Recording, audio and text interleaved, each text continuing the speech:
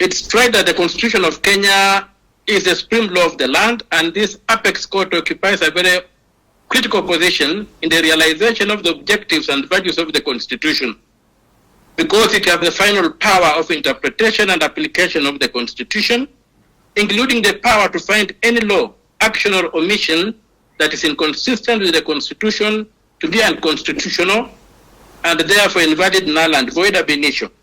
In the circumstances, Article 2, Clause 4 empowers this court to determine the constitutional validity of any decision made by the lower courts and tribunals established under this Constitution.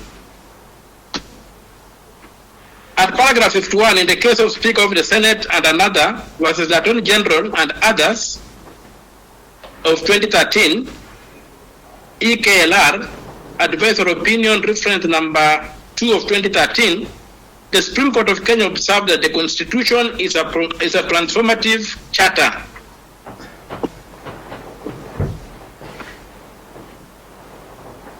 Similarly, at paragraph 116, in Council of Governors and 47 others, versus the Attorney General and 3 others of 2020 KR, reference number 3 of 2019, this court declared that Kenya's constitution is one of the world's most progressive and transformative constitutions, which entrenches the doctrine of constitutional supremacy and binds all persons and organs of state.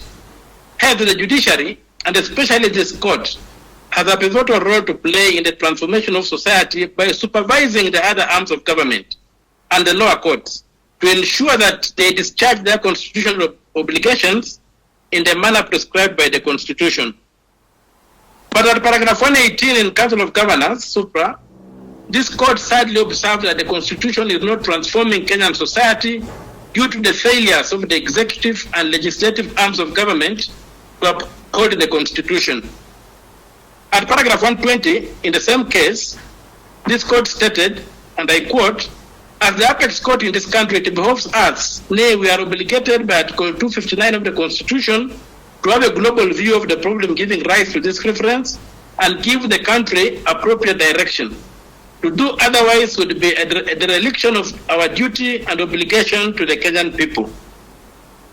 At paragraphs 124, 125, and 126, the court goes on to lament the fact that the National Assembly and the Senate have not been able to internalize or to abide by its directions and orders in the various references.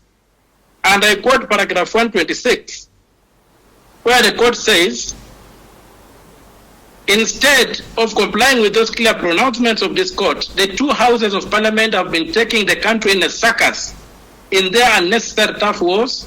Instead of obeying those clear pronouncements of this court, the National Assembly has, in subsequent years, repeated what provoked the said 2013 reference for advisory opinion. That is a dangerous course of action which should not be allowed." My ladies and my lords, it's against this background, the above background, that this court is being called upon to make a determination in this matter. So I would like to submit that the taxing power of Parliament is donated by the people at Article 210 of the Constitution, and it requires that it must be exercised through legislation or acts of Parliament. And to exercise legislative power, Article 109 of the Constitution categorically states how the legislative power is to be exercised. It states, "Parliament shall exercise its legislative power through bills passed by Parliament and assented to by the President."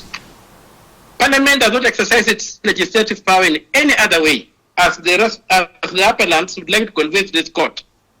The example by saying that there was some document containing estimates of revenue.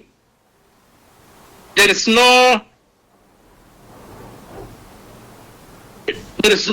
act of Parliament that are produced to show that the estimates of revenue were enacted into law. I submit that the budget making process in Parliament under Article 221 is a legislative process that cannot culminate in reports, statements, or other documents. It must culminate in an act of Parliament. And the respondents have not produced an act of Parliament containing estimates of revenue